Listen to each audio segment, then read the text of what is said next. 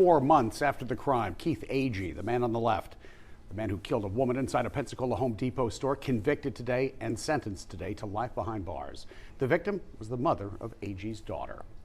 And Tanner Stewart joins us outside the courthouse with details on the verdict. Keith Agee appeared unfazed throughout much of this trial, though after a verdict was read, he acknowledged to Judge Coleman Robinson that he was sorry to both the victim's family as well as his own, saying he knows what he did was wrong.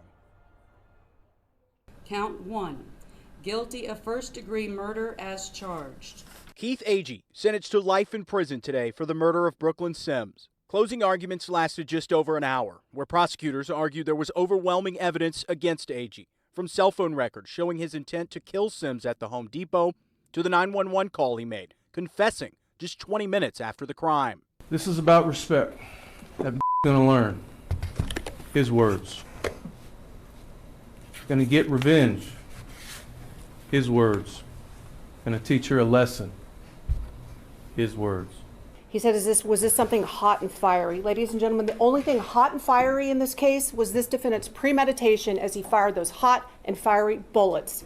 Judge Coleman Robinson told Agee he forfeited his right to be a father, calling it a textbook definition of premeditated murder. It's rare to have such a track record of what your thoughts were, what someone's thoughts were, what they intended to do, the acts they took to do it, and the culmination of it. It's rare that a premeditated murder is literally laid out right in front of a jury. The most stunning revelation in the trial, though, connects back to Agee's motive. Agee says his reasoning for driving 2 hours to kill Sims was over a recent diagnosis of gonorrhea. Eyewitnesses testified Agee told Sims, quote, "You gave me something," before gunning her down, including 2 gunshots to the back of her head. But prosecutors laid out evidence today proving Brooklyn Sims did not transmit the disease to Keith Agee. You got mad and blamed her for something that, in disgusting irony, wasn't even her fault. And had you taken any time to think about it, you would have found that out. The court also heard from Agee himself, who before the verdict appeared unfazed throughout the trial. I think about Brooklyn every night. Every night before I go to sleep, I pray. I pray for Case, I pray for Brooklyn. I have regret is the understatement, please. Brooklyn Sims' mother addressed the judge after sentencing, saying Keith Agee has forever hurt the ones who need him the most.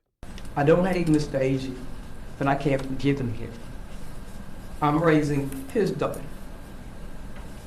That day, Casey lost her mother, her father, and her grandmother. And now we wait for the start of Sheila Agee's trial for principal to first-degree murder for the very crime that has now landed her son behind bars for the remainder of his life. Reporting live tonight downtown Pensacola, I'm Tanner Stewart.